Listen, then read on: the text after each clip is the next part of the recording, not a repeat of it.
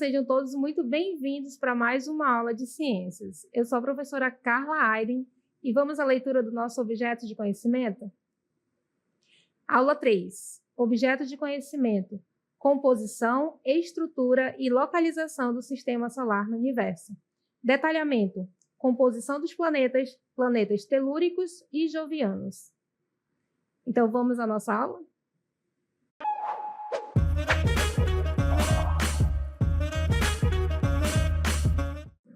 Olá, vejam só, estamos aqui no nosso Sistema Solar, que é o nosso bairro cósmico, é onde a nossa casa, o nosso planeta Terra se encontra no universo. Mas você já se perguntou como teve origem o nosso bairro cósmico?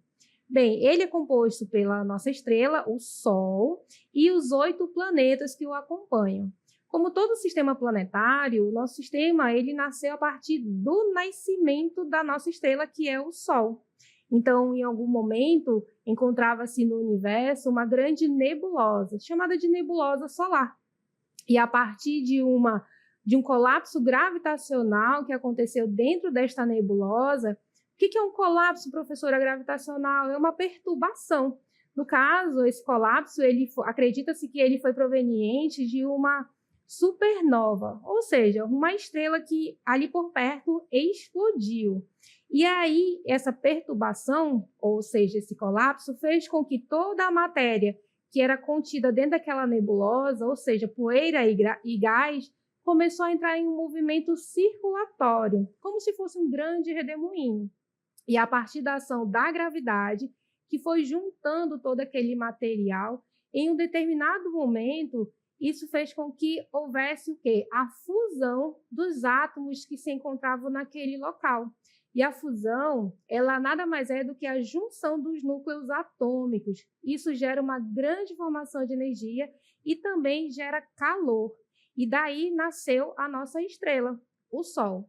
Só que todo o material que estava girando em torno daquela jovem estrela, que seria o nosso Sol no futuro, daria origem ao que nós chamamos de disco protoplanetário, que é justamente o berço dos nossos planetas.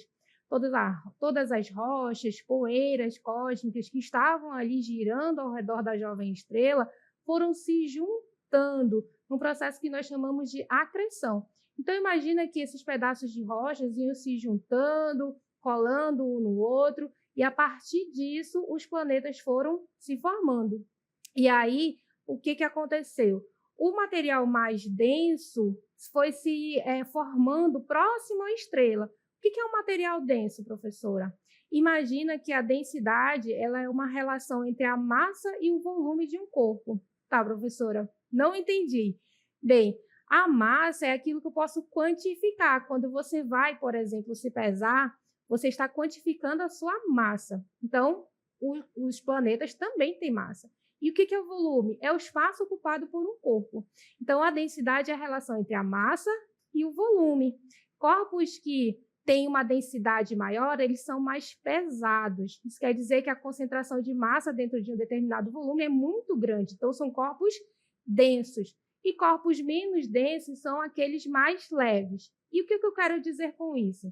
Que o material que deu origem aos planetas mais próximos ao Sol, no caso os planetas rochosos, era um material mais denso. Por isso que esses planetas rochosos se formaram mais próximos do Sol. Enquanto aqueles que se formaram a partir de material menos denso, ou seja, aquele material mais leve, no caso os gases, se formaram mais longe da nossa estrela. E por isso nós temos essa constituição dos planetas que compõem o nosso sistema solar. E nessa aula nós vamos conhecer cada um deles. Então vamos à classificação dos planetas que compõem o nosso sistema solar. Vejam só. Os 4 primeiros planetas do sistema solar, eles são chamados de planetas rochosos ou também podem ser chamados de telúricos. Então são planetas que possuem superfície sólida e a estrutura formada por rochas em diferentes estados da matéria.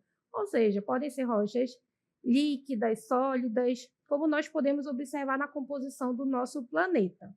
Bem, quem são esses planetas rochosos ou telúricos? Esses planetas são, na ordem, em relação ao Sol, Mercúrio, Vênus, Terra e Marte. Então, como eu disse ainda há pouco para vocês, a formação desses planetas e a ordem que nós encontramos eles dentro do sistema solar está relacionado à origem deles lá quando a nossa estrela ainda estava nascendo. Então, vamos conhecer cada um dos planetas do sistema solar. Depois a gente vai ver quais são os outros 4 planetas que estão presentes dentro do sistema. Então, vamos ao primeiro planeta, que é Mercúrio. Bem, Mercúrio é o menor planeta do sistema solar. Mercúrio não detém atmosfera. O que é isso? Existem planetas que têm uma camada de gás que envolve o planeta, que é o caso da Terra, por exemplo. Nós temos uma atmosfera. Já Mercúrio não tem. Ele é desprovido desta camada. E isso traz uma curiosidade em relação a Mercúrio. Bem, por ser o planeta mais próximo ao Sol, a gente chega a pensar que ele seria o mais quente, que tem maior temperatura, mas não é isso que acontece.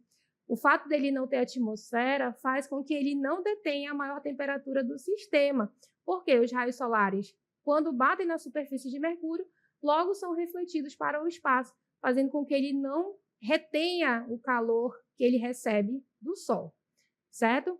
Então, um ano em Mercúrio tem 88 dias terrestres, ou seja, esse é o tempo do movimento de translação deste planeta.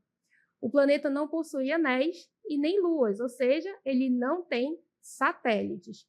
Uma curiosidade sobre Mercúrio é que o seu nome está relacionado ao deus Hermes, lá na Grécia Antiga. Mercúrio é um nome romano, mas que foi baseado nesse deus grego. Por quê? Ele era associado à velocidade. Isso tem a ver com o movimento rápido de translação deste planeta, certo? Então, o planeta Mercúrio é formado por um núcleo denso e metálico que ocupa quase 85% de seu volume e por uma superfície rochosa, caracterizada por uma série de crateras, como a Lua, por exemplo, que possui crateras. Mercúrio não tem atmosfera, certo? Como foi dito ainda há pouco. Suas temperaturas elas podem variar em torno de 430 graus Celsius durante o dia a menos 180 graus Celsius durante a noite. O planeta tem, no entanto, uma exosfera, uma fina camada de gases que está um pouco mais distante daquilo que se esperaria, certo? Portanto, este é o planeta Mercúrio. Vamos, então, a Vênus. Vênus é o segundo planeta em relação ao Sol. Vênus ocupa aí essa órbita logo após de Mercúrio. É o planeta mais quente de todo o sistema solar. Bem, por quê? Se ele é o segundo, por que ele é o mais quente? Bem, porque ele tem atmosfera, certo? Então, isso faz com que ele detenha uma maior temperatura do que Mercúrio. O planeta não possui luas e nem anéis. Um dia em Vênus tem duração de 243 dias terrestres, ou seja, esse é o movimento de rotação do planeta.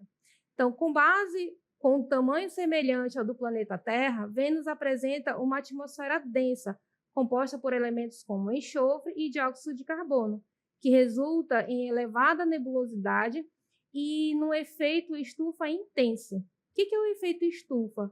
É justamente a ação da atmosfera, dos gases presentes na atmosfera, que causa a retenção da radiação solar. E Vênus tem uma atmosfera que favorece a formação deste efeito estufa. Então, a estrutura de Vênus é semelhante à da Terra, com tectonismo ativo, isso quer dizer a movimentação das placas tectônicas, trazendo erupções vulcânicas e abalos sísmicos, certo? Vênus também tem uma curiosidade sobre ele tem um movimento retrógrado. Isso quer dizer o quê? Que ele gira no sentido oposto da maioria dos planetas do nosso sistema solar. No caso de Vênus, o Sol nasce no oeste e se põe a leste. Professor, e por que ele é diferente? Bem, acredita-se que lá na origem do sistema, ele tenha colidido com outro protoplaneta e isso tenha alterado o seu movimento, certo? Então, vamos aí ao terceiro planeta do sistema solar, nosso terceiro planeta rochoso, que é a Terra. Bem, a Terra é o único planeta habitado do sistema solar. Isso quer dizer o quê? Que é o único que se conhece que tem a vida da forma como nós a conhecemos. E o nosso planeta ele possui uma atmosfera gasosa que favorece a vida. A Terra também é formada por uma estrutura rochosa com uma superfície sólida e um interior pastoso. No caso, esse interior pastoso nós chamamos de magma, certo? E também tem a parte do núcleo, tem uma parte sólida e uma parte líquida dentro deste núcleo. Bem, a Terra é o terceiro planeta a partir do Sol, ocupando órbitas entre Vênus e Marte. As condições de temperatura e pressão criadas com o auxílio da atmosfera gasosa, com elevada quantidade de água em sua composição, permitiu o desenvolvimento e a manutenção de centenas de milhares de formas de vida no nosso planeta. A Terra ela tem uma combinação de fatores que favoreceu o desenvolvimento da vida que não é encontrado em outro planeta, pelo menos até hoje. Que fatores são esses? Nós temos, por exemplo, uma estrela estável. Isso quer dizer o quê? Que ela fornece energia de forma constante, sem grandes eventos que abalam o nosso planeta. Isso é muito importante para a geração de vida. Uma outra questão que o nosso planeta possui, que favorece a origem da vida, é a zona habitável. O que é isso? A zona habitável ela está relacionada à zona em que o planeta se encontra em relação à sua estrela, onde a temperatura favorece a presença de água líquida. E a distância que a Terra se encontra em relação ao Sol é exatamente a região onde a água pode existir em estado líquido. Um pouco mais perto, ela estaria em estado de vapor e um pouco mais distante, a água estaria em estado sólido. E para que haja vida, a água necessariamente precisa estar em estado líquido. O outro fator que a Terra possui que favorece a formação de vida é a presença da atmosfera protetora.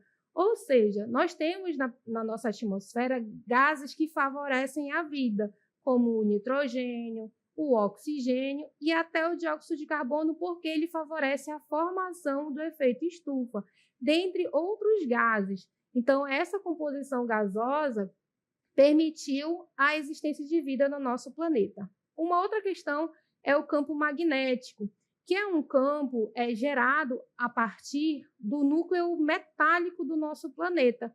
Então, esse campo magnético, ele gera um escudo protetor.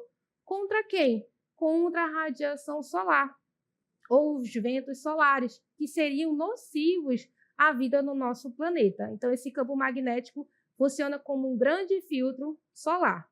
Temos também a presença da Lua. O fato de termos a Lua como satélite estabiliza a inclinação do eixo do nosso planeta e também favorece as estações do ano e também a questão da formação das marés. Então, percebam que para que a vida exista no nosso planeta, é necessário uma combinação de diferentes fatores, certo? Então, esse é o nosso planeta e vamos ao próximo. Ah, não, vejam só, temos mais algumas características da nossa Terra.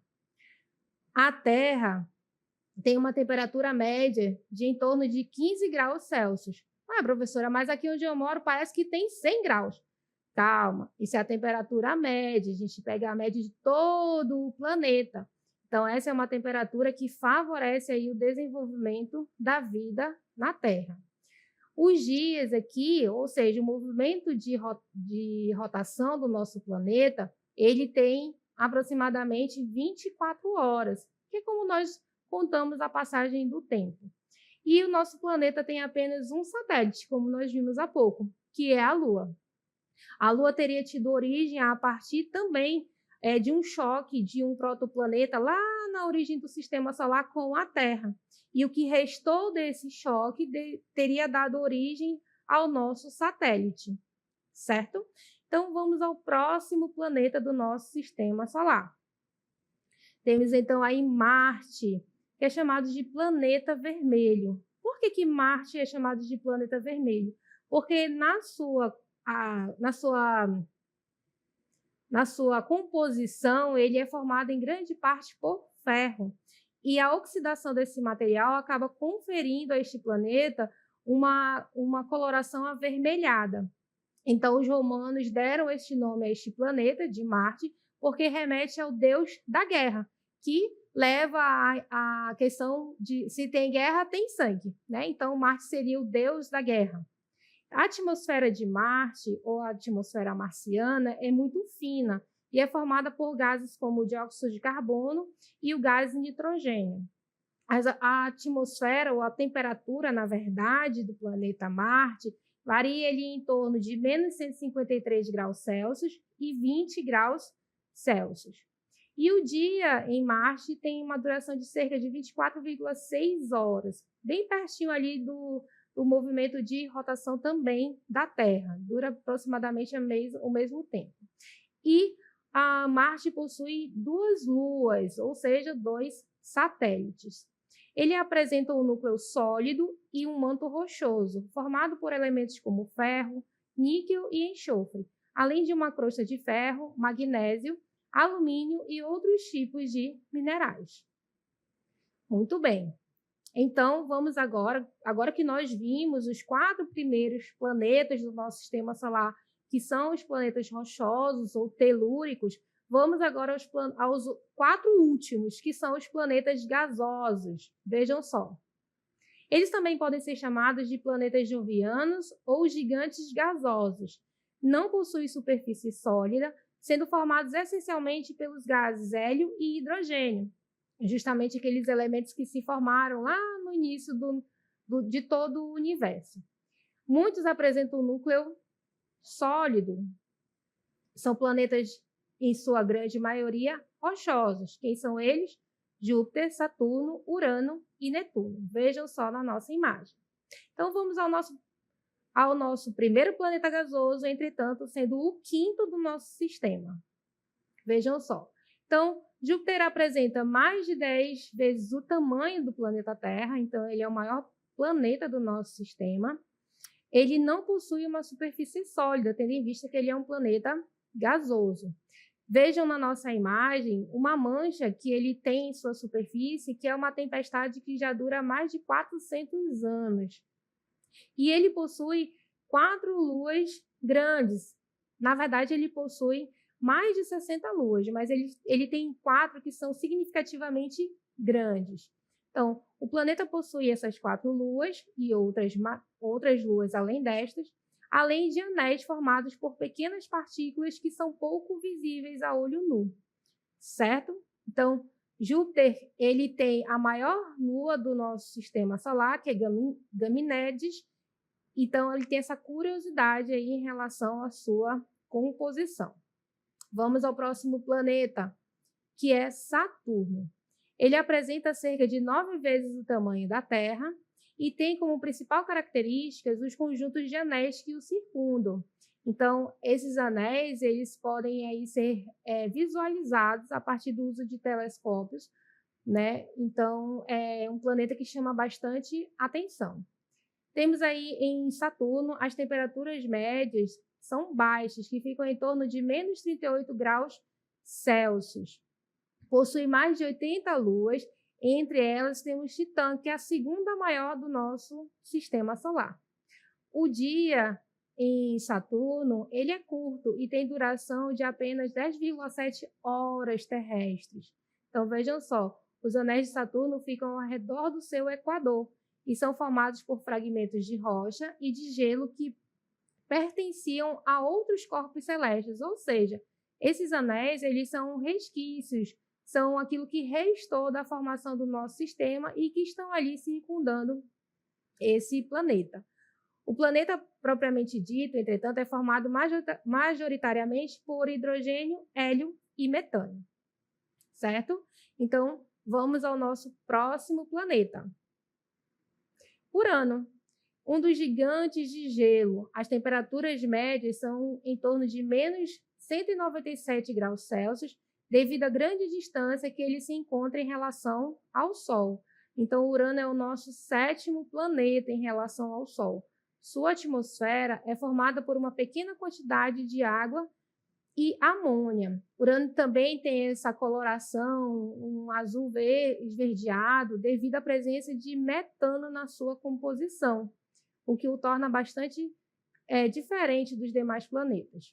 Temos aí, então, que Urano possui 27 satélites naturais e 13 sistemas de anéis que o circundam também. Entretanto, esses anéis não são visíveis.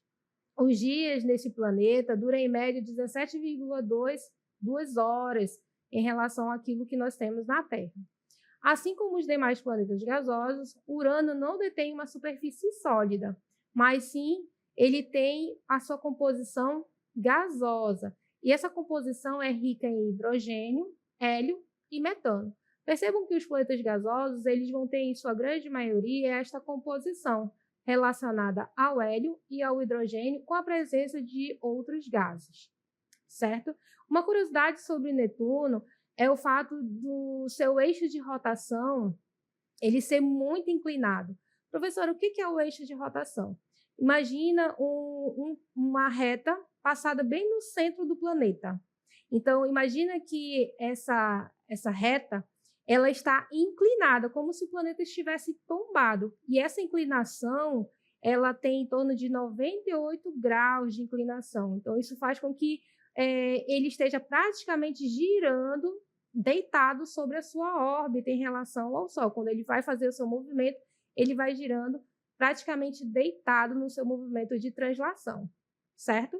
E o nosso próximo planetinha, nós temos aí Netuno, que é o último planeta do sistema solar. Este planeta, ele é o mais distante em relação ao Sol. As temperaturas médias de Netuno são em torno de menos 214 graus Celsius. Os dias nesse planeta duram em torno aproximadamente 16 dias terrestres. Ele possui um conjunto de 14 luas. Na verdade, ele tem 16, porque recentemente foram descobertas 2 novas luas em Netuno. E ele também possui anéis ao seu redor. Então, nós conhecemos aí os 8 planetas que compõem o nosso sistema solar. Nós observamos a origem desses planetas que nasceram junto com a sua estrela. Vimos que eles são classificados em rochosos e também gasosos. E agora nós vamos ver um planeta que não é mais planeta. Quem é ele? Vamos lá. Quem é Plutão? Bem, quando eu estava na escola, Plutão era um planeta. Hoje ele não é mais planeta. Ele já foi considerado um planeta do nosso sistema solar, porém a União Astronômica Internacional, que é quem classifica e nomeia os astros, fez com que Plutão caísse de categoria no ano de 2006. Por que Plutão não é mais planeta? Bem, porque ele não está mais dentro dos critérios de um planeta. Então, em 2006, houve uma mudança nessa classificação e nessa nova classificação, Plutão não se encaixa. Vamos lá, quais são os critérios para ser um planeta? Plutão, assim como outros planetas, deve ter uma órbita ao redor do Sol. E este requisito ele tem, de fato, ele mantém uma órbita ao redor do Sol. O outro critério, ele tem que ter massa suficiente para que sua gravidade o torne esférico, ou seja, ele tem que parecer ali uma bola, algo parecido com uma bola, uma esfera. E também Plutão, ele está dentro desse requisito porque ele tem uma forma quase esférica. Entretanto, o último critério, que é ter uma vizinhança limpa durante a sua órbita, Plutão já não atende este critério. Por quê? Isso significa que o planeta deve ser gravitacionalmente dominante, ou seja, não dividir sua órbita com outros corpos do tamanho parecido ao dele.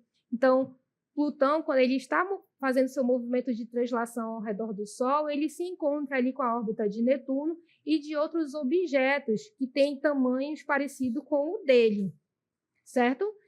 E também outras informações sobre Plutão. Ele está localizado no cinturão de Kuiper, que está para além de Netuno.